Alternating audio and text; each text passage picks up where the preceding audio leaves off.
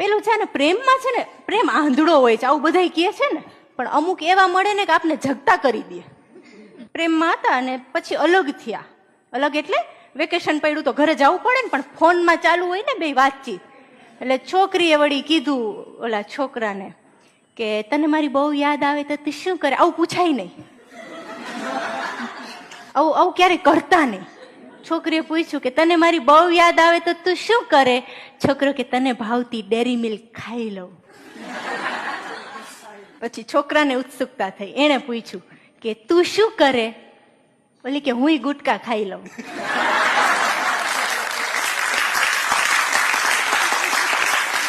એનાથી વધારે યાદ આવે ને તો એકાદ સિગરેટ પી લઉં, અને એનાથી વધારે ઓલો કે બસ હું સમજી ગયો, હવે ચોખવટ ન પાડતી. પેલું છે